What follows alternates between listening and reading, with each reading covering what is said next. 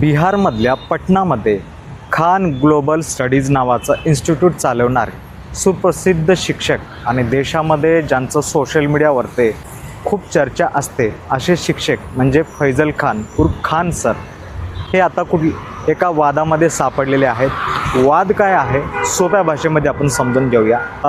3 जूनला संध्याकाळची रात्र होती आणि खान सरचं जे क्लासेस चालू होतं त्या ठिकाणी एका 10 ते 15 लोकांनी येऊन तिथं राडा केला, क्लासेसची तोडफोड केली आणि त्यांचे बॅनर्स वगैरे फाडून टाकले, काचा वगैरे फोडले आणि त्याच्यानंतर खान सरांचा जो सुरक्षा रक्षक आहे त्याला मारहाण केली आणि त्याच्यानंतर खान सरांनी FIR दाखल केली। FIR कोणाच्या विरोधात दाखल केली ते पण इंटरेस्टिंग आहे।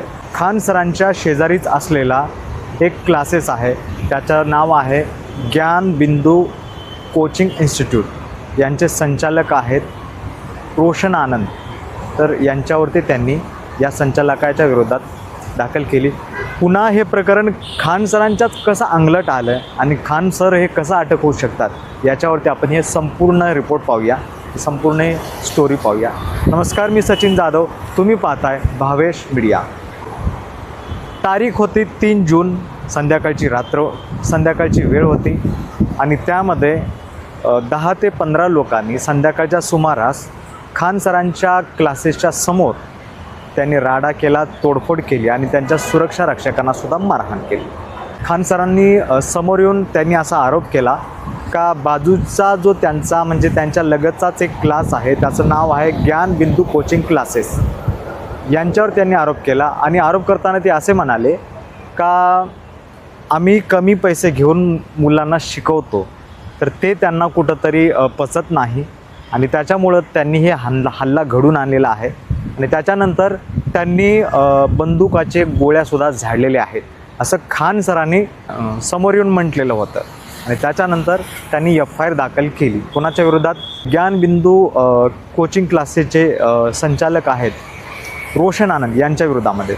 ज्या वेळेस FIR त्यांनी नोंदवला होता त्यामध्ये बंदुकीचा म्हणजे ज्या गोळ्या झाडल्या होत्या त्याचा उल्लेख खान सरांनी कुठंच केलेला नाही। हे प्रकरण खूप इंटरेस्टिंग आहे।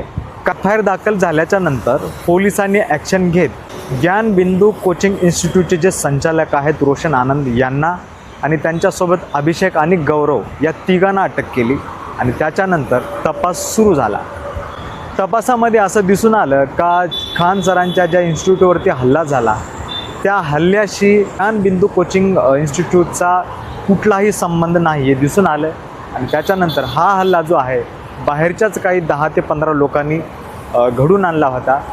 ज्ञान बिंदू कोचिंग क्लासेसकडून असं स्टेटमेंट करण्यात आलं की आमची प्रतिमा मिलीन करण्यासाठी, आमचा म्हणजे अपमान करण्यासाठी हे सगळं खान सरांनी घडून आणलं आणि त्याच्यानंतर त्यांनी एक व्हिडिओ रिलीज करत त्यांनी खान सरांच्या इन्स्टिट्यूटवरती खूप मोठा आरोप केला। त्या व्हिडिओमध्ये असं होतं का खान सरांच्याच एका सुरक्षा रक्षकांनी गोळ्या झाडते वेळेचा तो व्हिडिओ होता। इथूनच झाला खान सरांचा उलटा गेम। पोलिसांनी त्या सुरक्षा रक्षकांना ताब्यात घेतलं आणि त्याच्यानंतर त्याची चौकशी सुरू झाली। चौकशीमध्ये असं समोर आलं तर सुरक्षा रक्षकांनी जी माहिती दिली त्या माहितीमध्ये त्यांनी असं सांगितलं का खान सरांच्या आदेशानुसारच आम्ही गोळ्या झाडल्या आणि खान सरांनीच आम्हाला गोळ्या झाडायला सांगितलं असं त्यांनी सुरक्षा रक्षकांनी तपासामध्ये सांगितलं। पोलिसांनी ॲक्शन घेत BNS 109 अंतर्गत खान सरांवरती खुनाचा प्रयत्न करण्याच्या संबंधित हा गुन्हा म्हणून BNS 109 अंतर्गत खान सरांवरती त्यांनी गुन्हा दाखल केला पोलिसांनी आणि त्याच्यानंतर याच्यामध्ये खान सरांची अटकसुद्धा होऊ शकते। त्याचं कारण असं आहे का ही जेव्हा कलम लागते तेव्हा अटकपूर्व जामीन भेटत नाही आणि त्याच्यानंतर खान सरांचं सुद्धा स्टेटमेंट आलं। खान सर असे म्हणतात की सुरक्षा रक्षकांनी त्याच्या आत्मरक्षणासाठी केलेली ही फायर होती, हे त्यांच्याकडून आलेलं स्टेटमेंट होतं। तर खान सर येत्या आज किंवा उद्या या 2 दिवसामध्ये ते अटक होऊ शकतात अशी आणि खान सरांच्याबद्दल समोर काय होतं त्याच्यावरती सुद्धा आपली नजर असेलच।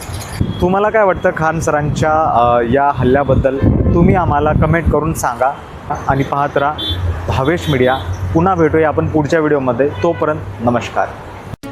आपण जर नवीन असाल तर आमच्या चॅनलला सबस्क्राईब करा आणि आमच्या सोशल मीडिया प्लॅटफॉर्मला फॉलो करा.